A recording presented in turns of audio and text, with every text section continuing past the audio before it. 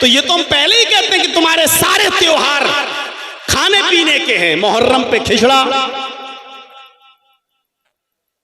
रबीउल अव्वल में बिरयानी, 11वीं में बड़े पीर साहब के नाम पर बिरयानी की डेग, रजब में कूंडे, शाबान में हलवा, रमजान में तो पूछो मत। जिंदगी भर सब खाओ और जब तक जिंदा रहो पीर बन के मुरीद से खाओ, और जब मुरीद के यहां कोई मर जाए तो मरने वाले के नाम पे भी खाओ। वो मर गया, हाँ, अब उसकी आत्मा को शांति नहीं मिलेगी। तीजा कर, 10वां कर, 20वां कर, 40वां कर, और बेगैरत 40वां भी खाने के बाद कहता बरसी कर, हर साल खिला मरने वाले के नाम पे। मेरी एक चचेरी बहन की शादी हुई है जसवंत नगर, इटावा से थोड़ी दूर है, और वो वहां एक भी अहले हदीस नहीं है, टोटल पूरे लोग टीटीएस। टीटीएस की फुल फॉर्म आप जानते ही होंगे, बताने की जरूरत नहीं। अरे बता देता हूं, किसी के बाप का क्या जा रहा है। टनाटन सुन्नी। तो एक बार वहां कोई गमी हो गई तो मैंने जोर दिया घर वालों ने कि जाओ बेटा चले जाओ, वहां दूर के रिश्ते, तुम्हारी बहनी लगती है वो, चले जाओ। मैं गया, मैंने कहा चलो जाने में क्या, आयादत तीमारदार वो उसमें जाने में कोई दिक्कत नहीं है। चला गया मैं, गया तो क्या देखा हूं, वहां एक ऊंची पगड़ी बांधे, लंबा चौड़ा मोटा ताजा एक मौलवी पहले से लेटा हुआ है, विराजमान है। तो हम जाके अपने बहन के यहाँ बैठ गए, वो पानी वानी चाय वाय बना के लाने लगी, और हम दूसरे ड्रेस में थे, टोपी ओपी नहीं पहने हुए थे। बहुत देर तक वो जाने क्या अगरबत्ती जला रहा था और ये सब कुछ जल रहा था, वहां पर पता नहीं बहुत सी खुराफातें हो रही थी। मैंने अपनी चचेरी बहन से कहा ये क्या है, कहा सब करते हैं, अब हमारे घर वालों ने कर दिया यहाँ रिश्ता, तो अब क्या करें, फंस गए तो फंस ही गए। तो हमने कहा ये कौन है ये मोटा आदमी जो बैठा हुआ है? तो कह रहे ये यहाँ का सबसे बड़ा मौलवी है, मैं नाम नहीं लूंगा, वो बहुत मुबारक मौलवी है, उसका नाम लेने से पहले हमें वुजू बनाना पड़ेगा। तो मेरे भाइयों, मैं चुप था, खामोश बैठा रहा, और थोड़ी देर के बाद वो कहने लगा, ऐसा है मेरी बहन से, ऐसा है कि इस मरने वाले के जितने भी कपड़े हैं, नए पुराने, घड़ी वड़ी जितनी भी चीजें हैं, सारी चीजें पैक करके हमें दे दो। तो कुछ चीजें जो पुरानी थी वो दे दी, कुछ चीजें ऐसी होती हैं जो औरतें भी रखना चाहती हैं निशानी के तौर पे, भाई अभी नहीं हम क्यों दें आपको। तो कहता सब दो। बहन ने कहा भाई मैं ये सब नहीं दे सकती। तो कहा कि नहीं दोगे तो कयामत के दिन ये आदमी नंगा उठेगा। अब मेरे सब्र का पैमाना लबरेज, मैंने दूर से ही बैठा हुआ था, मैंने कहा मौलाना साहब आप क्या कपड़े पहनकर उठेंगे? कौन बदतमीज। मैंने कहा भाई हदीस में तो आता कयामत के दिन सभी नंगे उठेंगे, और मैंने वो हदीस पढ़ दी। हजरत आयशा कहती हैं कि हुशरुन्नासु यौमल क़यामति हुफातन औरातन गुरला, कयामत के दिन हर आदमी नंगे पैर, नंगे जिस्म, गैर मख्तून, उसका खतना नहीं हुआ होगा, गैर खतना, इस हाल में उठेगा, मर्द भी और औरतें भी। हमने कहा वहां तो सब नंगे उठेंगे, तुम भी और हम भी, मर्द भी और औरतें भी, तुम क्या कपड़े पहनकर उठोगे? मेरी बहन से कहता ये कौन है? मेरी बहन ने कहा रे मौलाना साहब ये हमारे भाई हैं, रिश्ते में भाई लगते हैं, और मौलाना जर्जीस हैं। अब यही मौलाना जर्जीस है? हाँ, तुम इसकी बहन हो? कसम खुदा की उठा और सब कुछ छोड़ छाड़ के भाग गया। कहता हम कबूल ही नहीं कर सकते ये। जब वो जाने लगा तो मैंने कहा मौलाना साहब जो अब तक खा चुके हो, पेट में पहुंच चुका, वो कैसे निकालोगे? जो खा चुके हो, जो अभी तक ठूस लिया है, अपने पेट में भर लिया है 2 घंटे से बैठ कर यहां, वो अब क्या करोगे? अब वो बहन के जितने रिश्तेदार थे वो उस घर के सब हमारे ऊपर टूट पड़े, तुम आए और हमारे मौलाना साहब को आपने भगवा दिया है, ये कर दिया वो कर दिया, बताइए हैं। तो हमने कहा भाई मैंने कोई गलत बात थोड़ी बोली है, मैंने ये कहा कि आप क्या कपड़े पहनकर उठेंगे, आप लोग सवाल नहीं करते अपने मौलवियों से, यही सबसे बड़ी कमी है। मेरी चचेरी बहन वो मेरा साथ देने लगी, बस वही अकेली साथ दे रही थी, बकिया तो वो सब एक तरफ थे। मैंने मौके की नजाकत को समझा, मैंने कहा जल्दी से यहां निकल जाओ, वही अच्छा है।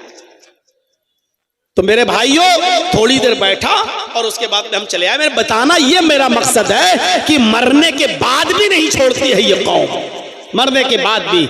नबी अकरम ने मुआशरे को पाक और साफ कर दिया, उस बच्ची तक से कह दिया कि वो चीज पढ़ो जो पहले पढ़ रही थी, ये छोड़ दो। ये अकीदे की इस्लाह होती है। अकीदे की मैं कहीं भी भाग जाऊं, कितनी दूर चला जाऊं, लेकिन आऊंगा वहीं जहां पर मैंने बात छोड़ी थी। ये बुरी आदत समझ लो या अच्छी आदत समझ लो, जो भी है। तो मेरे भाइयों इस तरीके से मुआशरे को पाक और साफ किया। अरब की सरजमीन पर ये हाल था नबी अकरम सल्लल्लाहु अलैहि वसल्लम के आने से पहले। मेरे भाइयों की जो औरत बेवा हो जाती थी उसका निकाह नहीं होता था, निकाह नहीं होता। अल्लाह के नबी जनाब मोहम्मद रसूलुल्लाह ने 25 साल की उम्र में, जबकि अभी नबी भी नहीं बने थे, 40 साल की औरत खदीजा से शादी की। और खदीजा कौन थी? बेवा। उनके 2 शौहर इंतकाल कर चुके थे। खदीजा ने कहा था कि अब मैं शादी नहीं करूंगी, इसलिए कि मैं जिससे शादी करती हूं मेरा पति मर जाता है।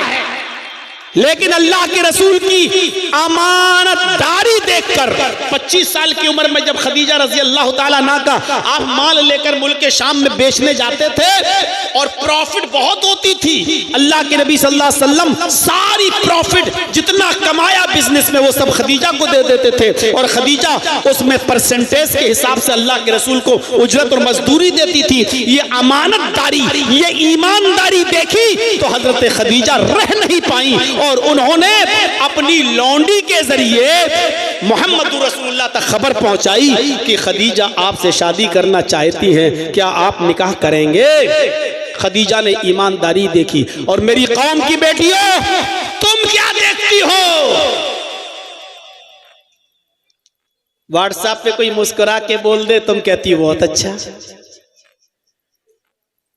मैसेंजर पे कोई इतनी जल्दी भरोसा कर लेती हो तुम, कुछ नहीं देखती हो कि इसका खानदान कैसा, इसका घर कैसा, इसका मकान कैसा, इसकी आदत कैसी, इसके रिश्तेदार कैसे। सोशल मीडिया इतनी खतरनाक चीज है कि देख नहीं रही हो, पाकिस्तान से भी 4 बच्चों की अम्मा भाग के चली आई और किस छुआरे के पास आई, उसको पता नहीं क्या दिखाई दिया इसमें। देख लो इस छछूंदर में क्या दिखाई दिया उसको। ये सोशल मीडिया का कमाल है, सोशल मीडिया का कमाल। तो हजरत खदीजा ने क्या देखा? ईमानदारी।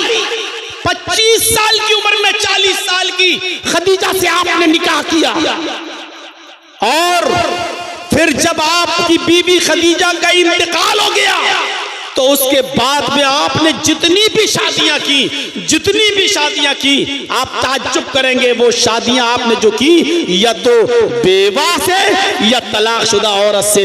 आपकी सिर्फ एक बीवी कुंवारी थी बस, जिसका नाम था आयशा। आयशा के अलावा जितनी भी बीवियां थी, हफ्सा जो उमर की बेटी थी, उनका शौहर खुनैस जंगे बदर में जख्मी हो गए थे और बाद में जख्मों की ताप न ला सके, इंतकाल कर गए। तो आपने खुनैस की बीवी उमर की बेटी हफ्सा से निकाह किया, वो बेवा थी।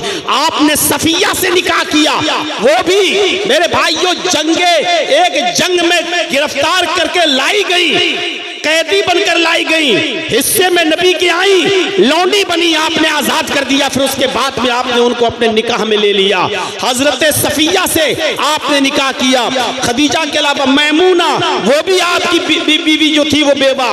ये आपने जितने भी निकाह किए या तो बेवा से या मुतल्लका जिनसे तलाक हो चुकी थी, इनकी तलाक हो चुकी थी। तो आपने ये रस्म भी खत्म की कि लोगों, जो औरत का शौहर मर जाए वो औरत मनहूस नहीं होती है। इसका मतलब ये नहीं होता कि अब जो भी इससे शादी करेगा वो आदमी मर जाएगा या ये उसको डस लेगी। आपने इस बुरी रस्म को खत्म करने के लिए खुद आपने हजरत खदीजा से पहले निकाह किया, फिर आपने सफिया से किया, हफ्सा से किया, मैमूना से किया, आपने ये निकाह भी किए। एक और रस्म थी, एक और रस्म थी अरब के अंदर। वो रस्म क्या थी? मुंह बोले बेटे की बीवी को अपनी बहू समझना। जैसे हमने किसी को अपना बेटा बना लिया, है नहीं मेरा बेटा, लेकिन अपना बेटा, उसको हमने बेटा मान लिया, चलो ये मेरा बेटा है, हम उसको खिलाए, हम उसको पिलाए, हम उसको अपने पास रखे हुए हैं। अब उसकी शादी भी हमने कराई, अब उसकी बीवी को हम अपनी बहू समझ रहे हैं। और अरब का यह अकीदा था, रस्म, कि उससे शादी नहीं कर सकता है उस लड़के का मुंह बोला। ज़ैनब का निकाह अल्लाह के नबी सल्लल्लाहु अलैहि वसल्लम ने ज़ैद इब्न हारिसा से कराया था। जानते ना, ज़ैद जो हजरत खदीजा के गुलाम थे, और जब अल्लाह के नबी ने हजरत खदीजा से शादी की तो हजरत खदीजा ने ज़ैद को अल्लाह के नबी को दे दिया। और ज़ैद अल्लाह के नबी के इतने करीब थे कि जब ज़ैद के बाप और चचा ज़ैद को लेने आए, कहा अल्लाह के नबी मेरा बेटा आपके पास है। आपने कहा कौन? कहा ज़ैद, हम उसको लेने आए। आप मुंह खोलिए, आपको कितना पैसा चाहिए, हम पैसा देने के लिए तैयार हैं, लेकिन मेरा बेटा मुझे दे दो। अल्लाह के नबी ने कहा नहीं, आपका बेटा अगर है और आपके साथ जाना चाहता है और आपको अगर पहचान लेता है तो मैं उसको छोड़ने के लिए तैयार हूं, मेरी तरफ से कोई बंदिश नहीं होगी। आपने बुलाया, ज़ैद इधर आओ। ज़ैद आए। आपने कहा ये पहचानते हो, ये कौन है? ज़ैद ने कहा ये मेरे बाप हैं, ये मेरे चचा हैं। अल्लाह के नबी ने कहा तुम पहचानते हो? कहाँ? ये तुम्हारे बाप हैं? हाँ। ये तुम्हारे चचा है? कहाँ? आपने कहा ज़ैद ये दोनों तुम्हें लेने आए हैं और मैं तुम्हें छोड़ने के लिए तैयार हूं।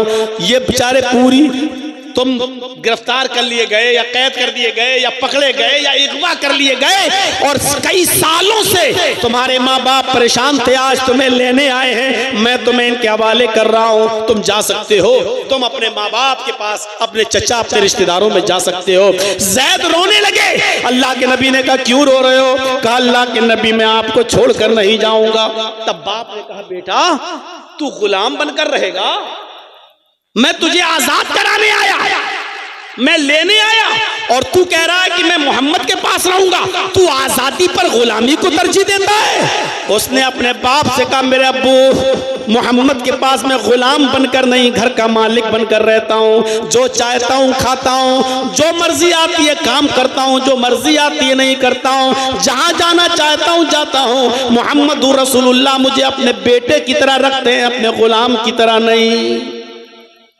जब बेटे ने जाने से इनकार कर दिया ज़ैद ने, तब बाप खुशी खुशी चले गए। अगर हमारे घर से भी ज्यादा प्यार तुझे इस घर में मिल रहा है तो बेटे हम तुझे नहीं ले जा सकते, रहो तुम यहाँ।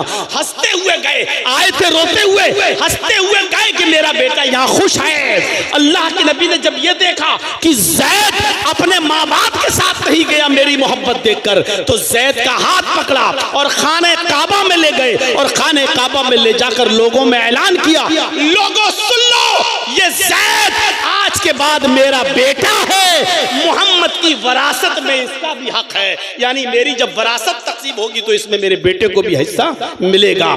जब ये कहा तो अल्लाह ने कुरान की आयत नाजिल फरमा दी और उसमें फरमा दिया नहीं, आपके बेटा कह देने से वो आपका बेटा नहीं हो जाएगा, उसका बाप वही कहलाएगा जो इसका बाप है। आप उसकी खिदमत कर सकते हैं, उसको अपने घर में पाल सकते हैं, पोस सकते हैं, बड़ा कर सकते हैं, लेकिन आप उसके बाप नहीं बन सकते हैं। अल्लाह ने मना कर दिया। फिर अल्लाह के नबी ने ज़ैद का निकाह ज़ैनब से करा दिया। ज़ैनब में और ज़ैद में ज्यादा दिन तक निभ न पाई, दोनों में खटास हो गई और हजरत ज़ैनब ने तलाक ले ली ज़ैद से। हजरत ज़ैनब ने ज़ैद से तलाक ले ली। जब ज़ैनब ने ज़ैद से तलाक ले ली तो अल्लाह के नबी पर वही नाजिल हुई कि इस वक्त मुंह बोले बेटे की बीवी से कोई आदमी शादी नहीं करता है। अगर आप इसके साथ निकाह नहीं करेंगे तो अरब के अंदर ये दस्तूर बाकी रहेगा। लोग मुंह बोले बेटे को सगे बेटे की तरह समझेंगे और उसकी बीवी को सगी बहू की तरह समझेंगे। इस रस्म को तोड़ो। अल्लाह के रसूल ने अल्लाह का हुक्म मानते हुए ज़ैद के तलाक देने के बाद ज़ैद की बीवी ज़ैनब से निकाह कर लिया और ज़ैनब को अपने निकाह में ले लिया।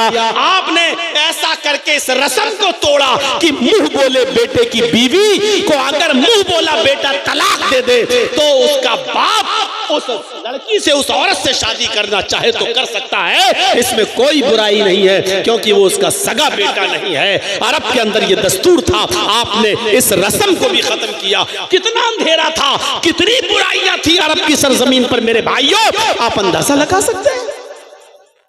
इन सब को आपने खत्म किया। शौहर और बीवी के दरमियान मैंने जो बताया वही हाल, रखना चाहता रखता, जब चाहता तब तलाक दे देता।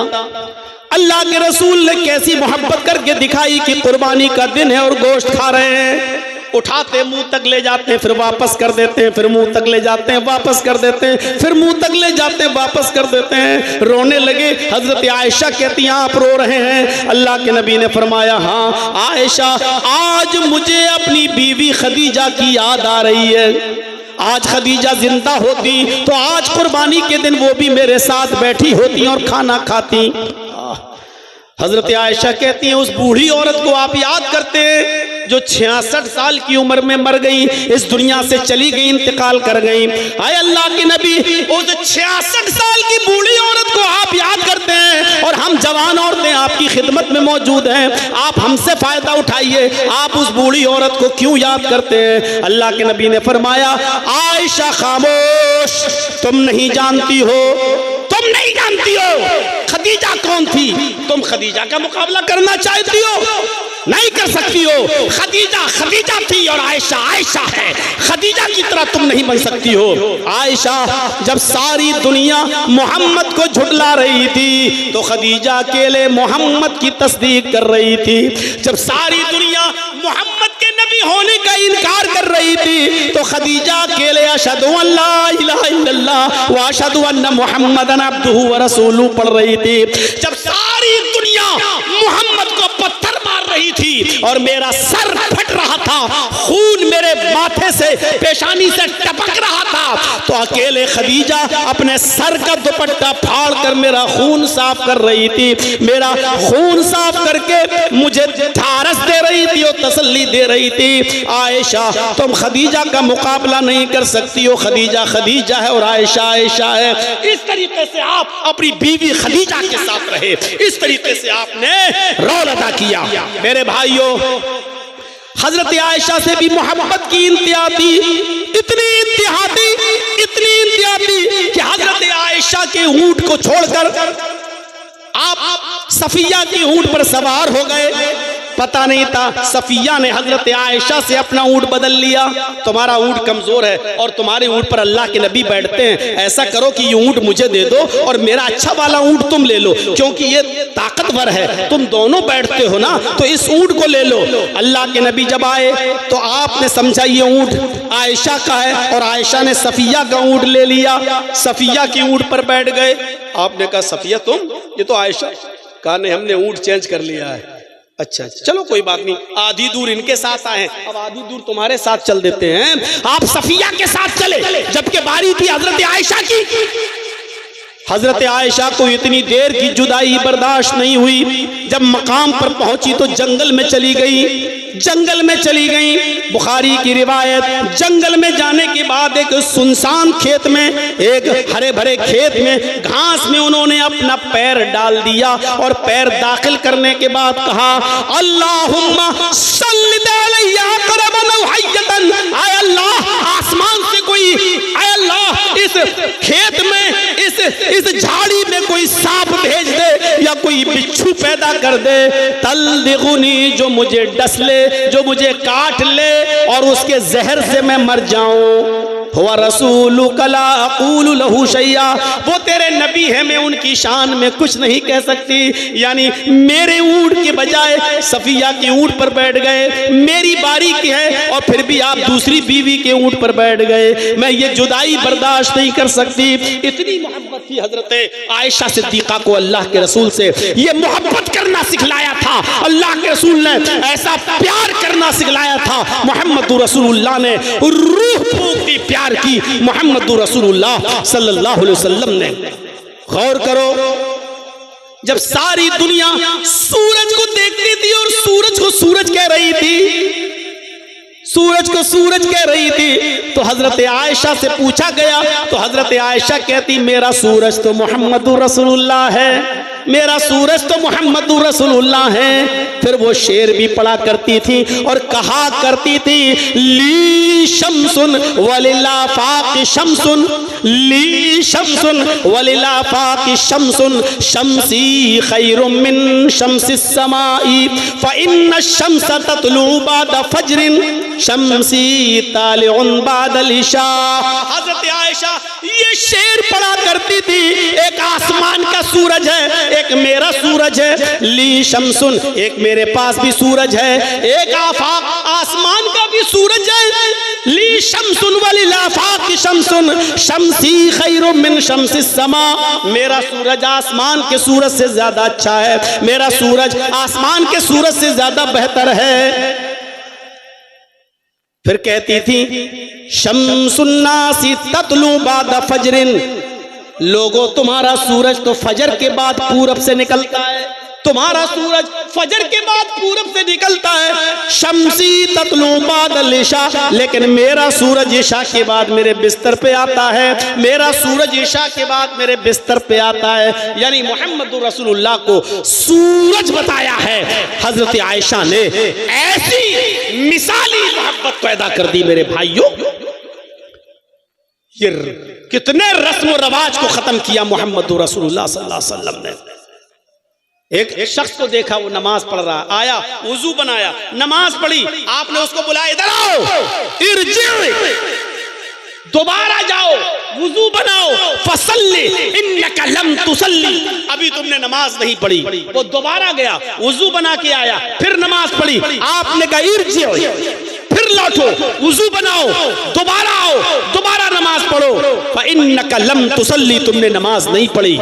गौर करो, उसने 3-4 मरतबा वुजू बनाया, 3-4 मरतबा उसने नमाज पढ़ी, कहने लगा अल्लाह के रसूल इससे अच्छी नमाज मैं नहीं पढ़ सकता। फिर आपने उसको नमाज पढ़ना सिखलाया, सही तरीका बताया, कैसे रुकू किया जाए, कैसे सजदा किया जाए, कैसे वुजू किया जाए, ये सब तरीका बताया। इसलिए कि तौहीद के बाद, शिर्क से बगावत के बाद, शिर्क से इनकार के बाद सबसे बड़ा फरीजा जो है वो नमाज का है, और नमाज इंसान सही न पढ़े तो सारी इबादतें बेकार है। इसलिए आपने उसकी इस्लाह की और उसको नमाज पढ़ना सिखलाया। इस्लाह। एक नौजवान आया, कहा अल्लाह के नबी इजाजत दीजिए, मैं जिना करना चाहता हूं। जिना? किस चीज की इजाजत? जिना की, सबसे बुरा काम।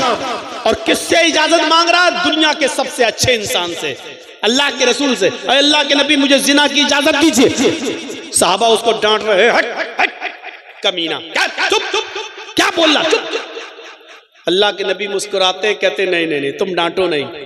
अभी कोई आदमी मुझसे कहे कि मौलाना साहब ये मैदान में हम जाना चाहते हैं, आज बहुत अच्छा माहौल है, जाऊं? तो अभी डांट, कमीने, हमसे क्या पूछता है? अगर कोई हमसे पूछे कि जर्जीत साहब किसी लड़की से दोस्ती है कि मैं उसके साथ जाके कुछ कर सकता हूं, हम क्या बोलेंगे? कमीने, तुझे शर्म नहीं आती? हमसे भी इस तरीके की बातें कर रहा है तू। वो अल्लाह के रसूल से कह रहा है इजाजत दो जिना की, और साहबा डांट रहे हैं। अल्लाह के नबी कहते डांटो नहीं, इधर आओ। है कोई? कहाँ? कोई दोस्त है? अरे आज के माहौल के हिसाब से बोलूं ना, हाँ एक गर्लफ्रेंड है मेरी।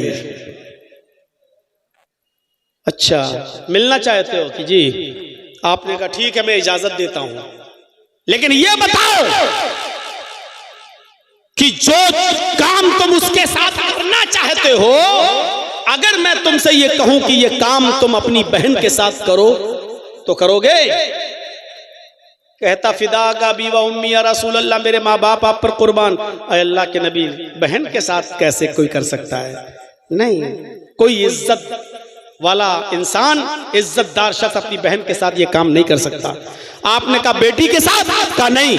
आपने कहा फूफी के साथ, कहा नहीं। खाला के साथ, कहा नहीं। चची के साथ, कहा नहीं। आपने कहा जिस लड़की के साथ तुम ये काम करना चाहते हो वो भी किसी की बहन होगी, बेटी होगी, फूफी होगी, खाला होगी, चची होगी, कुछ तो होगा। फिर वो कैसे बर्दाश्त करेगा कि मेरी चची, मेरी बेटी, मेरी बहन के साथ ये काम किया जाए? कहने लगा अल्लाह के नबी, मेरी समझ में आ गया है, मेरे लिए दुआ करिए। अल्लाह के रसूल ने उसके सर पे हाथ फेरा और दुआ की कि अल्लाह इस नौजवान की नजरों की हिफाजत फरमा। वो नौजवान का बयान है, उसके बाद लड़की तो छोड़ो, किसी भी हराम चीज के ऊपर मेरी नजर नहीं पड़ी, किसी भी हराम चीज के ऊपर मेरी नजर नहीं पड़ी। ये तरीके थे इस्लाह करने के।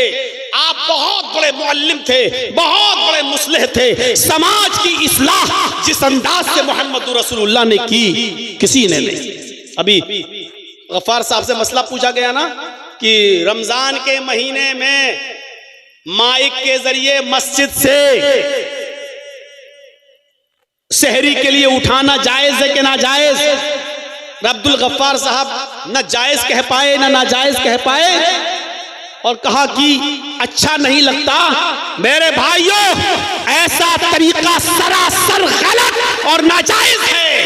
आप मस्जिद के मिंबर पे या मस्जिद के माइक से रात में किसी को बेदार करें, यह आपके लिए जायज है ही नहीं। इसलिए कि अल्लाह के नबी ने फरमाया कि अपनी जबान से और अपने हाथ से किसी मुसलमान को तकलीफ मत पहुंचाओ। अल मुस्लिम मन सलिम अल मुस्लिमून मिन लिसानी व यदी, मुसलमान वो है जो अपनी जबान और अपने हाथ से दूसरे को तकलीफ न पहुंचाए। आप अपनी जबान से दूसरे मुसलमानों को तकलीफ पहुंचा रहे हैं। आप कहेंगे कि शहरी के लिए उठाना तकलीफ वाली चीज है? हाँ, जिनको रोजा रखना है बहुत से उनके पास रास्ते हैं।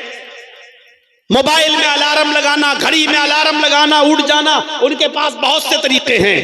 लेकिन आप माइक से क्यों आवाज देंगे, क्यों पुकारेंगे, क्यों चिल्लाएंगे? क्या सबके ऊपर रोजा फर्ज है?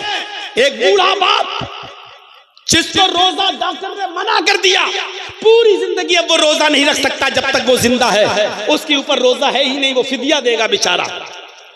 एक मिस्कीन खाना खिलाएगा, आप माइक पकड़ के कहते हैं रोजेदार भाइयों उठिए और सहरी कीजिए, बनाइए। उस बूढ़े की आंख खुल रही है, वो नींद की गोली खाकर सोया हुआ है, डॉक्टर ने उसको नींद की गोली दी है, वो डिप्रान 10 mg 5 mg की खा के सोया और आपकी माइक की आवाज सुनकर वो उठ गया। उसके ऊपर रोजा फर्ज नहीं है, वो फिदिया देगा। आपने उसकी नींद में डिस्टर्ब कर दिया। आप कौन होते हैं उसकी नींद में खलल करने वाले? एक औरत जिसको पीरियड आ रहा है रोजा नहीं रख सकती, आपके माइक की आवाज ने उसकी नींद में भी डिस्टर्ब कर दिया, उसको भी उठा दिया। वो बच्चे जिन पर रोजा फर्ज नहीं है, आपने उनकी भी नींद में डिस्टर्ब कर दिया। वो औरतें जो अपने बच्चों को दूध पिलाती हैं, शरीयत जिनको रुख्सत दे रही है कि वो रोजा छोड़ दे बाद में पूरा करें, आप उनके रोजे में डिस्टर्ब कर रहे हैं, उनकी नींद में आप डिस्टर्ब कर रहे हैं। मेरे भाइयों, जिन औरतों के पेट में हमल है, बच्चा है, आपने उनकी नींद में भी डिस्टर्ब कर दिया। शरीयत कहती है कि वो रोजा छोड़ दे बाद में रखें। मेरे भाइयों, मुझे बताइए कि आप कौन सा सवाब का काम कर रहे हैं? आप मुसलमानों को तकलीफ दे रहे हैं। जिनके ऊपर रोजे की रुख्सत है, आप उनको तकलीफ दे रहे हैं, और तकलीफ किसी भी मुसलमान को देना जायज नहीं है आपके लिए। इसलिए रात में माइक से ऐलान करना, नाते पढ़ना और नज़्में पढ़ के उठाना, यह सरासर नाजायज है, गलत है। आप ये चीजें नहीं इस्तेमाल कर सकते हैं, आपके लिए शरीयत इस बात की इजाजत नहीं देती है। इसलिए जहां बहुत सी चीजों की इस्लाह हमारा मुआशरे में हम करेंगे, ये भी इस्लाह करना चाहिए, क्योंकि अब रमजान का महीना शुरू होने वाला है। 18 या 19 तारीख को पहला रोजा है। इसलिए मेरे प्यारे साथियों, हमें अपने माइक से रात में उठाने की जरूरत नहीं है। अपने मुआशरे में हम इस चीज की भी इस्लाह करें। मेरे भाइयों, 1.5 घंटा हो गया है, आप लोग ये कैमरे अब समेट लें। और आपसे मेरी गुजारिश है, जैसा कि हमारे नाजिम मदरसा ने हाशिम साहब ने कहा था कि जर्जी साहब आपकी बहुत बात माना। लक़द ख़लक़नल इंसान फ़ी अहसनी तक़वीम, हमने इंसान को सबसे बेहतरीन ढांचे में पैदा किया है। ये इंसान सबसे अफजल होने के बावजूद पत्थरों के सामने झुकता था, लकड़ियों के सामने झुकता था। दरख्त, जिस दरख्त से उसको बरकत नजर आती थी उस दरख्त की पूजा की जाती थी, और जिस पत्थर की मूर्ति बना दी जाती थी देवी देवता, उन पत्थरों को पूजा जाता था। सबसे अफजल मखलूक होने के बावजूद ये इंसान पत्थरों की और लकड़ियों की और दरख्तों की पूजा कर रहा था।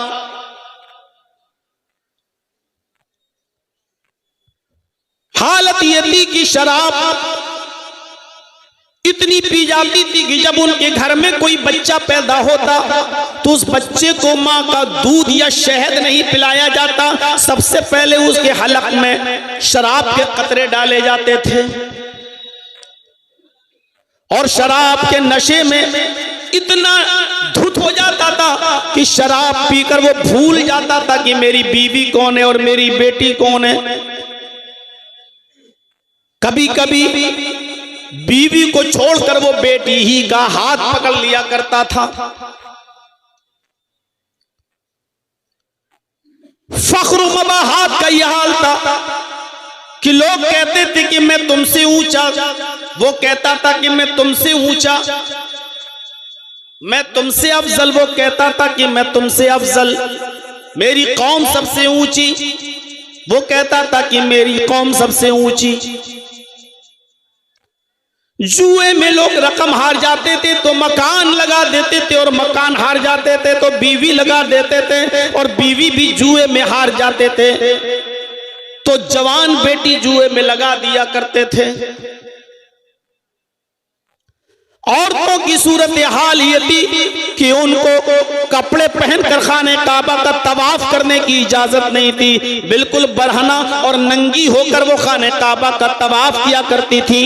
कपड़े का एक तार भी उनके जिस्म पर नहीं होता था। अगर इन औरतों की जिंदगी में उनका मर्द मर जाए, शौहर मर जाए, तो कोई भी बेवा औरत से शादी करने के लिए तैयार नहीं था। वो इस औरत को मनहूस समझता था और यह अकीदा रखता था कि यह औरत अपनी जिंदगी में अपने आदमी को निगल गई, अब जो भी इससे शादी करेगा वो फलेगा नहीं, फूलेगा नहीं, यह औरत उसको भी डस जाएगी। शादियों के तरीके इंतहाई गलत और भयानक थे। निकाह करके घर में तो लाता था, लेकिन मिलना ना मिलना उसकी मर्जी होती थी। जो चाहे उसकी बीवी को ले जाए, उसके साथ रहे, खाए पिए और हम बिस्तरी करे। अगर उससे बच्चा ठहर जाए तो ये चाहे तो उसको बुला ले और चाहे तो ना बुलाए। ये शादी के बाद भी बीवी की ये कंडीशन थी।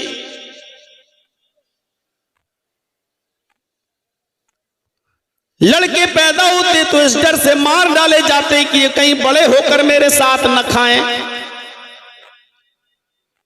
और लड़कियां पैदा होती तो पैदा होने के बाद ही उनको जिंदा दफन कर दिया जाता, जिंदा दरगोर कर दिया जाता। उन बच्चियों को इस दुनिया में जिंदा रहने का अधिकार न था।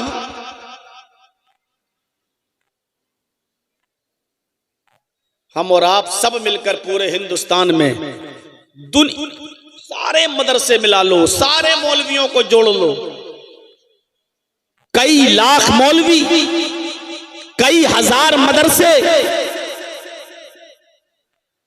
लेकिन अभी सिर्फ एक बुराई नहीं रुक पाई जहेज की। मोहम्मदुर रसूलुल्लाह ने मुआशरे को कैसे साफ किया, किस तरीके से मुआशरे को पाक किया,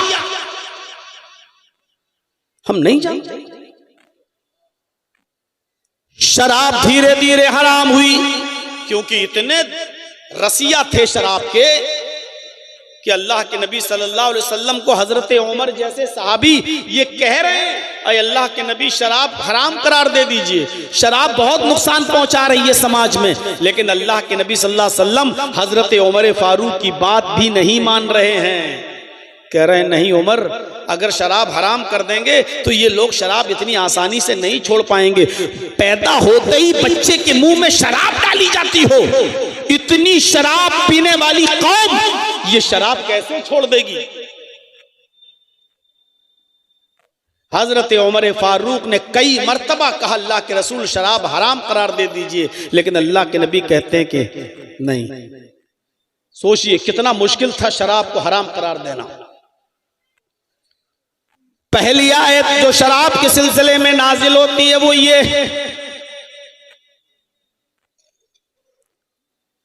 कि शराब और जुए में मुनाफे भी हैं, मनाफिउल लिन्नास।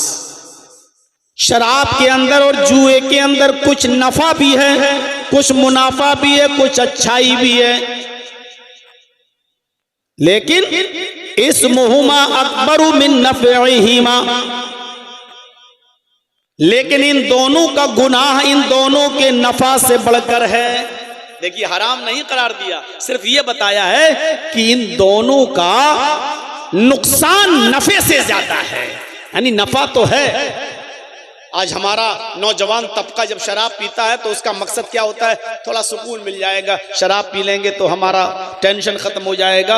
एक आदत के तौर पे शराब पी रहा है। लेकिन अरब के लोग आदत के तौर पे शराब नहीं पीते थे, वो शराब इसलिए पीते थे कि किसी गरीब को पैसा देने में उनकी छाती फटती थी। नहीं, ऐसे देंगे तो बड़ी तकलीफ होती थी, इतनी मेहनत से कमाया हम गरीब को कैसे दे दें। लेकिन वो गरीब के साथ जुआ खेलते थे, जुआ खेलते थे और उस जुए में हार जाते थे तो उनको तसल्ली होती थी कि चलो हम जुए में हार गए। हालांकि उनका मकसद ये था कि गरीब की मदद की जाए, तो जुए में वो हार जाते थे और ये सोच लेते थे कि हम जुए में हार गए हैं, एक गरीब आदमी को पैसा मिल गया, रकम मिल गई, चलो जाने दो। शराब इसलिए पीते थे कि शराब का नशा चढ़ जाता था तो दौलत लुटा देते थे गरीबों में, फकीरों में। अब वो जब होश आता था तो कहते थे चलो शराब के नशे में लुटाया। ऐसे देने में तकलीफ होती थी, शराब के नशे में लुटा देते थे। तो कुछ फायदा भी था, शराब पीकर गरीबों में पैसा देना, जुआ खेलकर गरीबों से जुआ हार जाना, कुछ मुनाफा था। लेकिन इन दोनों का गुनाह और इन दोनों का नुकसान नफे से ज्यादा। इसलिए फरमाया इस्मुहुमा अकबरु मिन नफ़इहिमा, इन दोनों का नुकसान गुनाह इनके नफे से ज्यादा है। अब बहुत से लोगों ने शराब छोड़ दी, लेकिन सब लोगों ने नहीं, अरे इसका नुकसान ज्यादा है, नफा कम है, हम इस्तेमाल नहीं करेंगे। अब देखिए दूसरी हालत क्या हुई। कुछ सहाबा जिसमें हजरत अली भी थे और अब्दुर्रहमान इब्ने औफ भी थे, एक घर में बैठे हुए खाना खा रहे थे और खाना खाते खाते शराब का दौर चलने लगा, शराब भी पीने लगे। सहाबा किराम ने शराब भी पी, जिसमें हजरत अली भी शामिल हैं, अब्दुर्रहमान इब्ने औफ भी शामिल हैं। एक अंसारी की दावत पर ये तमाम लोग शरीक हुए, खाना खाया और शराब का दौर चला, सबने शराब पी। अभी शराब हराम नहीं हुई थी इसलिए पी ली। शराब पीने के बाद नशा आ गया और नशा जब आया तो नमाज का वक्त भी हो गया। अब मगरिब की नमाज पढ़ने लगे ये लोग, शराब के नशे में है और मगरिब का वक्त हो गया। जब मगरिब की नमाज पढ़ने लगे तो एक सहाबी नमाज पढ़ा रहे हैं मगरिब की, और उस सहाबी ने नमाज पढ़ाते पढ़ाते गैरिल मग़ज़ूबि अलैहिम वलद्दाल्लीन यहां तक तो बिल्कुल सही पढ़ा। उसके बाद सूरह काफिरून की तिलावत करने लगे। क़ुल या अय्युहल काफिरून ला अअबुदु मा तअबुदून। लेकिन शराब के नशे में वो सहाबी क्या पढ़ गए? क़ुल या अय्युहल काफिरून नहनु नअबुदु मा तअबुदून, वो ये पढ़ गए। आए काफिरो है क्या? ला अअबुदु मा तअबुदून, मैं उनकी इबादत नहीं करता जिनकी इबादत तुम करते हो। लेकिन पढ़ क्या गए? नहनु नअबुदु मा तअबुदून, हम भी उनकी इबादत करते हैं जिनकी इबादत तुम करते हो। पूरा माना ही बदल गया।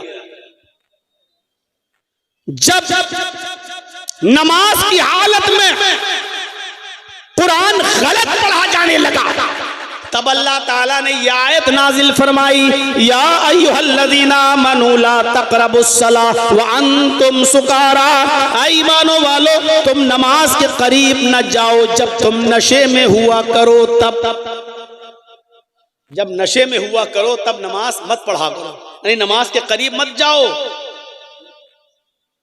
और उस वक्त तक नमाज ना पढ़ो जब तक तुम होश में ना जाओ, तुम्हारे मुंह से क्या निकल रहा है उसको तुम समझने लगो कि हम जो बोल रहे हैं वो क्या है। जब तक ये समझने न लगो तब तक नमाज मत पढ़ने मत जाओ। जब ये आयत नाजिल हुई तो अब बहुत से और सहाबा ने शराब छोड़ दी, और इस आयत ने बहुत सी शराब छुड़वा दी। हालांकि हराम अब भी नहीं हुई, हराम अब भी नहीं हुई, सिर्फ ये कहा कि जब नशे में हो तो नमाज मत पढ़ो। अब सुबह 11 बजे कोई आदमी शराब नहीं पीता था। क्यों? शराब पिएंगे तो नशा आएगा, नशे में आ गए तो ज़ोहर का वक्त हो जाएगा, ज़ोहर का वक्त होगा तो जमात छूट जाएगी, छोड़ दिया। अब ज़ोहर के बाद शराब नहीं पीते थे, ज़ोहर के बाद शराब पिएंगे तो नशा आएगा, फिर असर का वक्त हो जाएगा, कहीं ऐसा ना हो कि असर की जमात छूट जाए। असर के बाद शराब नहीं पीते थे, मगरिब का वक्त आ गया और नशे में अगर हम हुए तो मगरिब की जमात छूट जाएगी। अब वो या तो ईशा के बाद शराब पीते थे या फजर के बाद शराब पीते थे। बहुत से लोगों की शराब इस कंडीशन में छूट गई। मदीने के अंदर अंसारी और मुहाजिरीन आपस में लड़ गए। शराब पीने के बाद मुहाजिरीन और अंसार लड़ गए। मुहाजिरीन ने शराब पी, अंसारियों ने भी शराब पी। मुहाजिरीन कहने लगे हम तुझसे अच्छे हैं, हमारे नबी हमारे कौमे कुरैश में आए हैं, हम कुरैशी लोग हैं, लिहाजा हम तुमसे अफजल हैं क्योंकि मोहम्मद रसूलुल्लाह हमारे खानदान में पैदा हुए। और अंसारी शराब के नशे में कहने लगे लो ये हमसे अच्छे हैं, भूखे आए थे मक्के से, नंगे आए थे मक्के से, हैं? हमने रहने के लिए घर दिया, हमने यहां अपनी लड़कियों की शादी इनके साथ की, हमने अपने कारोबार में इनको शरीक किया। ये भूखे और नंगे आने वाले हमसे अच्छे? अरे हम तुमसे अच्छे हैं, हमने तुम भूखों को खाना खिलाया, तुम्हें रहने के लिए घर दिया। ये झगड़ा इतना बड़ा शराब के नशे में कि अंसारियों ने भी तलवारें निकाल ली और मुहाजिरीन ने भी तलवारें निकाल ली। दोनों एक दूसरे को मारने के दर पे आ गए, एक दूसरे को कत्ल करने के दर पे आ गए शराब के नशे में।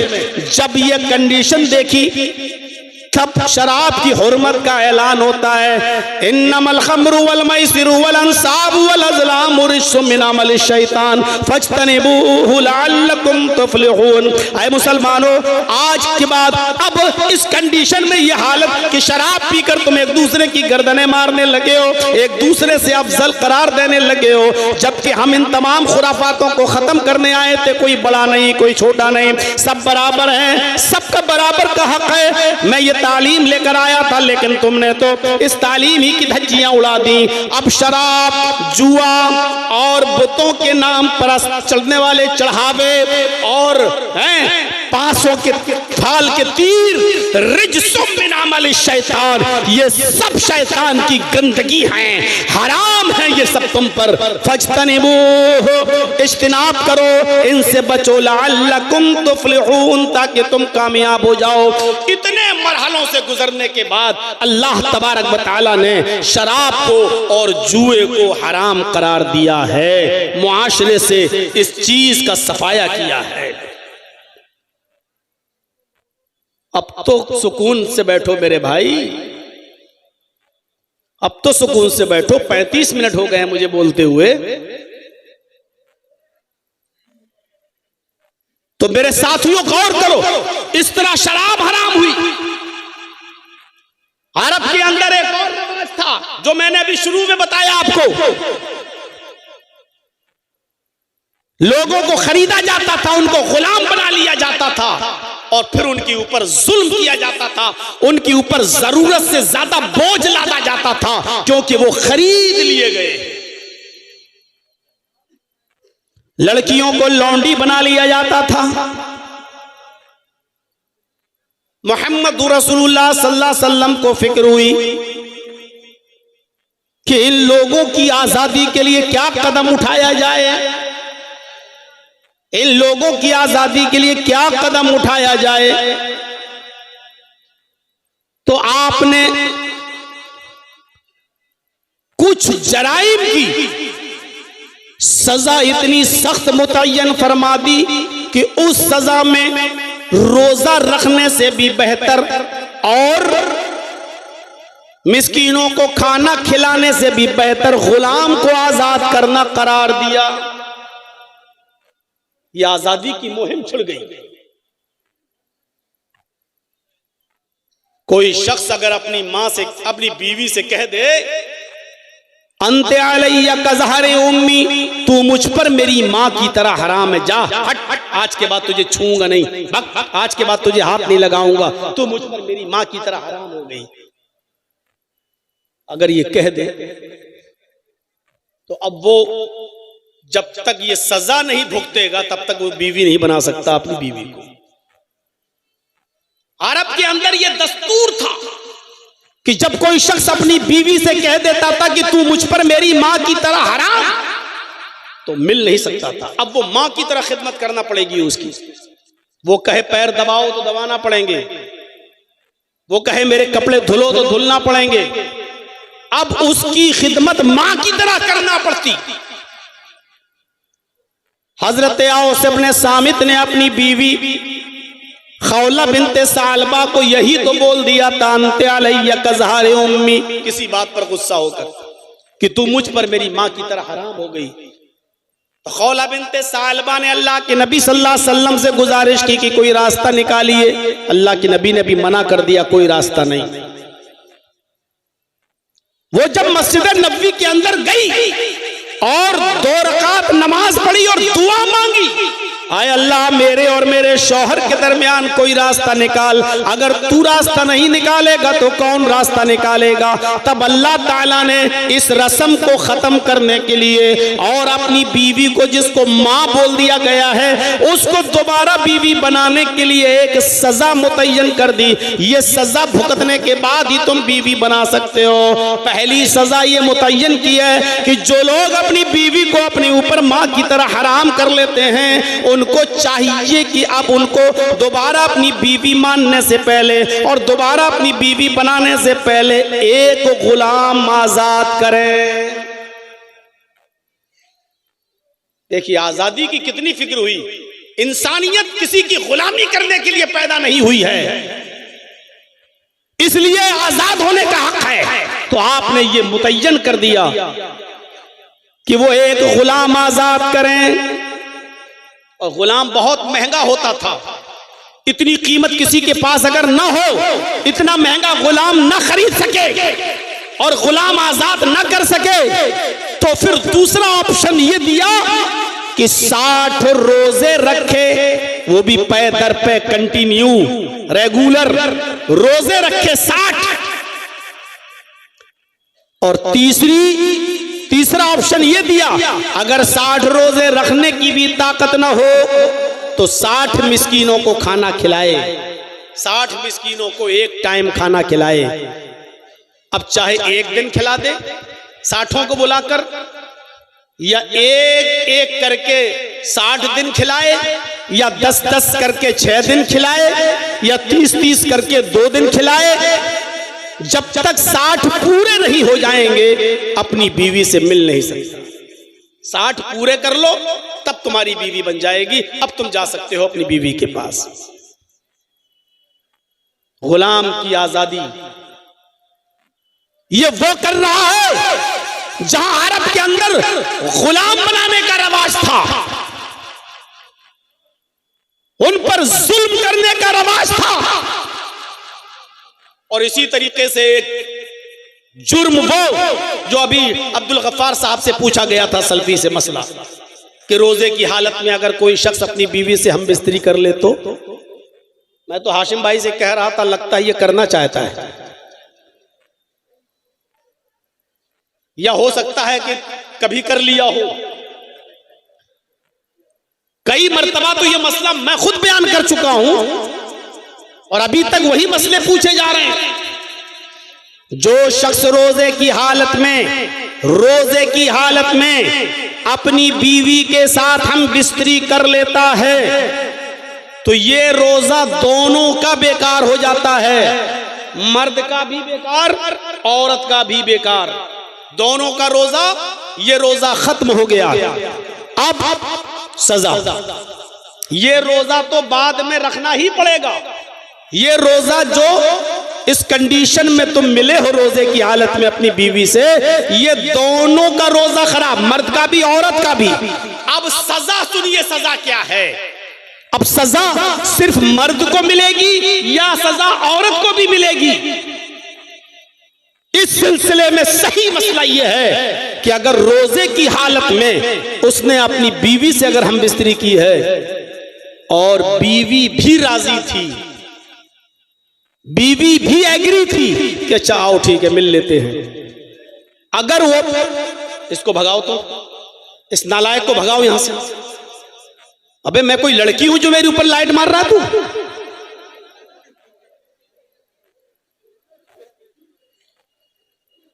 अरे वो लाल वाली लाइट मार रहा है कमीना, ये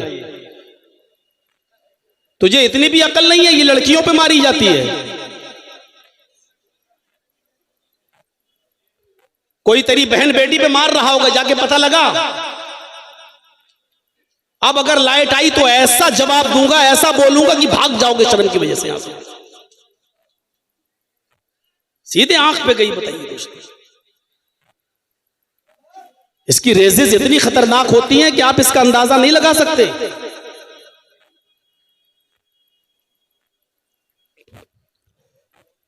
तो मेरे भाइयों, अगर बीवी भी राजी थी तो दोनों पर कफारा है, और अगर बीवी राजी नहीं थी, सिर्फ मर्द ने उसको बुलाया, हाथ पकड़ के खींचा और उसके साथ हम बिस्तरी कर ली, तो औरत सिर्फ वही रोजा पूरा करेगी जिस रोजे की हालत में उससे हम बिस्तरी की गई, उसका वही रोजा खराब माना जाएगा, वो बाद में पूरा कर लेगी, रख लेगी। लेकिन अगर उसके साथ जबरदस्ती हुई तो, लेकिन अगर वो भी हम बिस्तरी में राजी थी तो दोनों को ये सजा दोनों के लिए है। और वो सजा क्या है कि मर्द भी एक गुलाम आजाद करेगा और औरत भी एक गुलाम आजाद करेगी। फंस गया होगा बेचारा पूछने वाला, अब सोच रहा होगा कि अब तो वही जानता होगा कि दोनों राजी थे कि एक राजी था, अब तो वही जानता होगा ना। तो एक गुलाम आजाद करेगा मर्द, और अगर औरत भी राजी थी तो वो भी एक गुलाम आजाद करेगी। देखिए गुलाम को आजाद करने पर कितना जोर दे रहे मोहम्मद रसूलुल्लाह सल्लल्लाहु अलैहि वसल्लम। इस गुलामी की जंजीर से निकालने की क्या मुहिम चलाई अल्लाह के नबी ने। और अगर एक गुलाम आजाद करने की ताकत ना हो तो वही 60 रोजे मुसलसल कंटिन्यू पैदर पे, अगर सिर्फ मर्द राजी था औरत नहीं तो सिर्फ मर्द पूरे करेगा, औरत सिर्फ वही एक रोजा पूरा करेगी, बकिया 60 नहीं।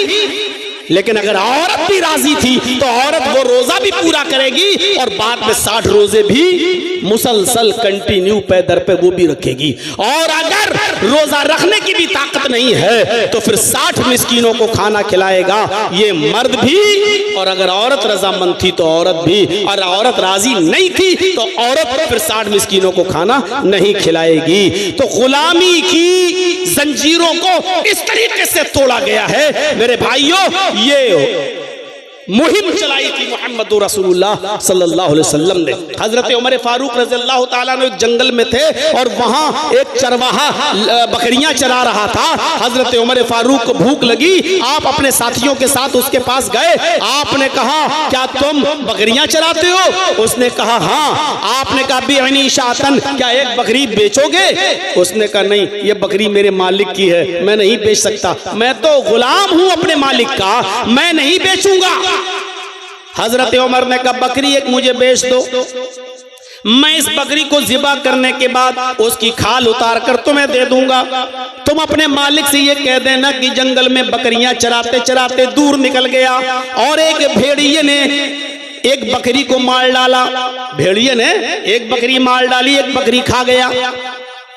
तुम्हारा मालिक तुम्हें कुछ नहीं बोलेगा, क्योंकि जंगल में अक्सर भेड़िए बकरियों पर हमला करते रहते हैं। उसने हजरत उमर को देखा, वो जानता नहीं था कि ये अमीरुल मोमिनीन है, ये हजरत उमर है। वो पहचानता नहीं था। हजरत उमर फारूक की बात सुनकर हंसने लगा, कहने लगा अरे जाओ यार अपना काम करो। वो फिर बकरियां चराने लगा। हजरत उमर ने उसका इम्तिहान लिया, क्यों नहीं बेचोगे तुम? जितनी कीमत मांगोगी उतनी कीमत तुम्हें दे दी जाएगी। अरे गुलामी करते हो तुम भी, उन रुपयों की उस दिरहम के मालिक बन जाओगे जो मैं तुम्हें दूंगा। बताओ कितने दिरहम लोगे? अपने मालिक से झूठ बोल देना। एक बकरी भेड़िया खा गया।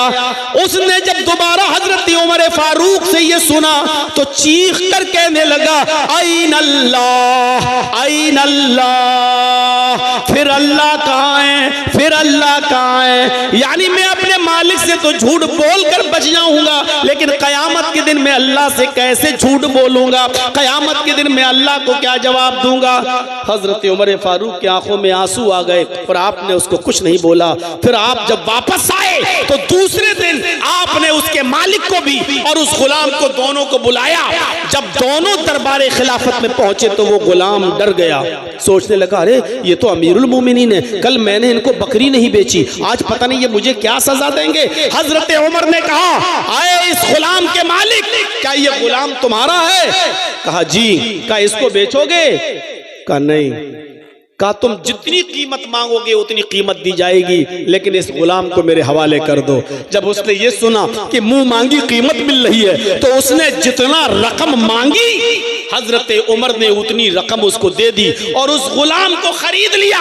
वो समझा कि आप मुझे उमर गुलाम बनाकर रखेंगे, लेकिन जब मालिक चला गया गुलाम बेचकर, हजरत उमर ने उस गुलाम को आजाद कर दिया और कहा कि तुमने कल जो कहा इन अल्लाह, अल्लाह कहाँ है?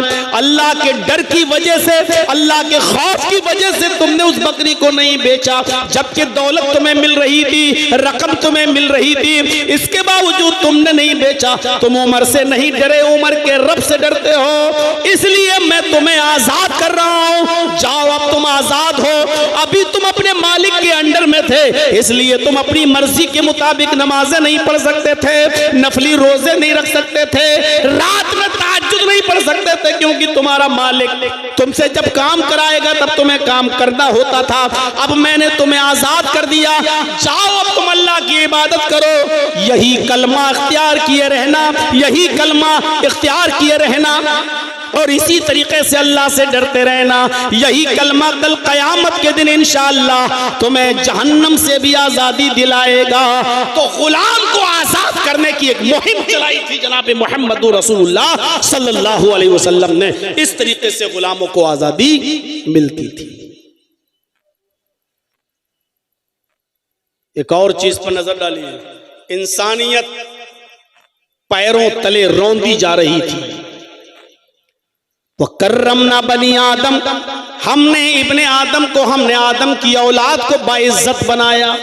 सबसे ज्यादा बाइज्जत कोई मखलूक है तो इंसान है, और अल्लाह ने सारी इंसानियत के बारे में कहा वकर्रमना बनी आदम। सिर्फ मुसलमान को नहीं, वकर्रमना बनी आदम, हमने आदम के हर बेटे को मुकर्रम बाइज्जत बनाया है।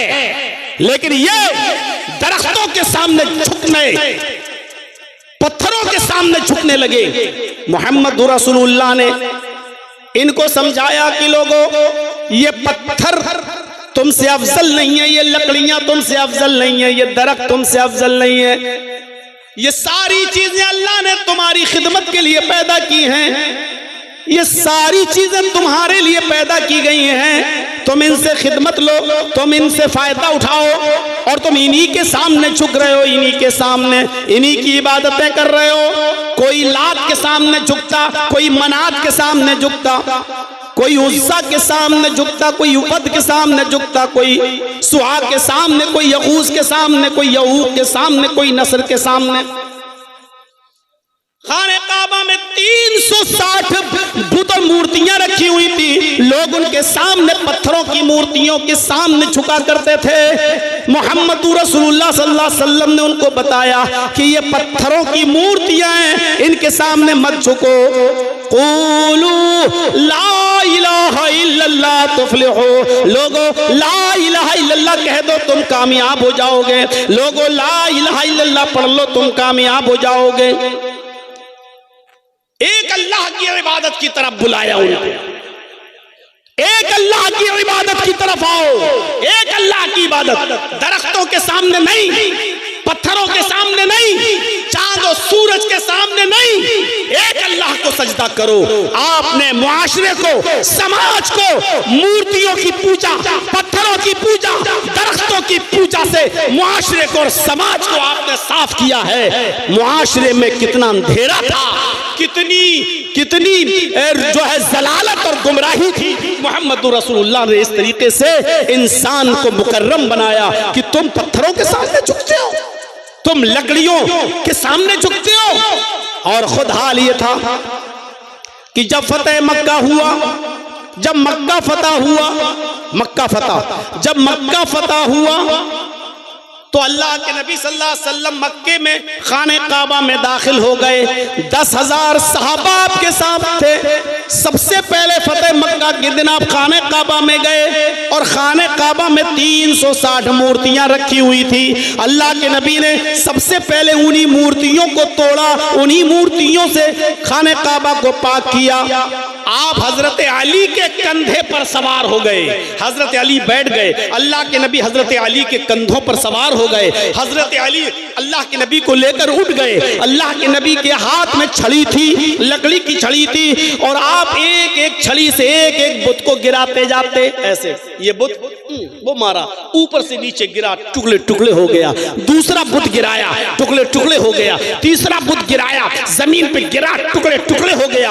आप उसी छड़ी से एक एक करके बुत को गिराते जाते और हर बुत को गिराते वक्त ये कहते जाते, जाल हक़ व ज़हक़ल बातिल इन्नल बातिल काना ज़हूक़ा। हक़ आ गया और बातिल मिट गया, हक़ आ गया और बातिल मिट गया, और बातिल को तो मिटना ही था। हक़ आ गया और बातिल मिट गया, बातिल को तो मिटना ही था। इस तरीके से आपने खाने काबा को पत्थरों की मूर्तियों से और बुतों से साफ कर दिया। तौहीद की दावत ऐसी थी कि एक मर्तबा आप कहीं बैठे हैं और किसी सहाबी ने यह कह दिया, माशा अल्लाह व मा शीता, जो अल्लाह चाहे और आप चाहें। गुफ्तगू करते करते निकल गया उसकी जबान से, माशा अल्लाह व मा शीता, जो अल्लाह चाहे और आप चाहें। तो अल्लाह के नबी सल्लल्लाहु अलैहि वसल्लम ने उस सहाबी से क्या कहा, सुनिए, अजालतनी निद्दन, क्या तूने मुझे अल्लाह के साथ शरीक कर दिया, मुझे अल्लाह का शरीक बना दिया? ये तुम्हारी हिम्मत कैसे पड़ी? क्या मुझे अल्लाह के बराबर लाकर खड़ा कर दिया तुमने? नहीं, तुम सिर्फ इतना बोलो, माशा अल्लाह, जो अल्लाह चाहे। ये मत कहो जो अल्लाह चाहे और जो आप चाहें, नहीं, कहो माशा अल्लाह वहदा, जो सिर्फ अकेला अल्लाह चाहे। इस तरीके से आपने तौहीद की दावत दी। हिजरत करके मक्का से मदीना जा रहे हैं, सारे लोग नबी की मंजर को देख रहे हैं। औरतें भी खाने में, औरतें भी मदीने की छतों पे चढ़ी हुई इस मंजर को देख रही हैं। औरतों में देखने का जज्बा ज्यादा होता है। अभी कोई बारात जा रही हो ना, तो औरतें छतों पे चढ़ के देखती दूल्हा कैसा है। ये औरतों में बड़ी बुरी बीमारी होती है, वो दूल्हू देखती है कैसा है और दुल्हन भी देखती है कैसे, और मर्द दूल्हा को नहीं देखता है। मर्द कोशिश करता है कि इसकी बीवी दिख जाए कैसी है। और देखने के बाद कहता है पहलुए हूर में लंगूर, खुदा की कुदरत, इस लंगूर को हूर कैसे मिल गई। वो एक अलग बात है। औरतें आज छतों पे चढ़ गई, नबी आ रहे हैं, अल्लाह के रसूल मक्के से मदीना आ रहे हैं, अब हमारे यहां रहेंगे, नबी को देखना चाहती है। और अल्लाह के रसूल अपनी ऊंटनी पर बैठे हुए हैं और तशरीफ ला रहे, चल रहे, बराबर आ रहे हैं अल्लाह के नबी। छोटी छोटी बच्चियां ढोल बजा रही हैं, छोटी छोटी बच्चियां दफ बजा रही हैं, दफ ढोल, ऐसे ढोल दफ बजा रही हैं और बजाते हुए ये गीत गा रही हैं। तलाल बद्रु अलैना मिन सनय्यातिल वदाई वजब शुक्र अलैना मादा लिल्लाहि दाई। आज 14वीं रात का चांद फारान की चोटियों से चमककर हमारे शहर में नमूदार हुआ है। हम तो अल्लाह का जितना भी शुक्रिया अदा करें कम है। अल्लाह के नबी उन बच्चियों की जबान से जब ये शेर सुनते हैं तो मुस्कुरा रहे हैं, हंस रहे हैं। जब करीब आए तो उन लड़कियों ने नबी को देखा और देख के कहा फीना नबिय्युन यअलमु मा फी गद। आज हमारे पास एक ऐसे नबी आए हैं जो कल की बात भी जानते हैं, कल क्या होने वाला है उसका भी इल्म रखते हैं। अल्लाह के नबी अपनी ऊंटनी से उतरते हैं और उन बच्चियों के पास आते हैं और आकर कहते हैं दई हाज़िही वक़ूली कुंत तकूलीन माँ कुंत तकूलीन। आए बच्चियों, ये जुमला जो पढ़ रही हो वो तुम छोड़ दो। हमारे दरमियान एक ऐसे नबी आए जो कल की बात भी जानते हैं, ये जुमला ना पढ़ो, ये जुमला छोड़ दो, जो तुम पहले पढ़ रही थी वही पढ़ो। तलाल बद्रु अलैना मिन सनय्यातिल वदाई वजब शुक्र अलैना मादा लिल्लाहि दाई।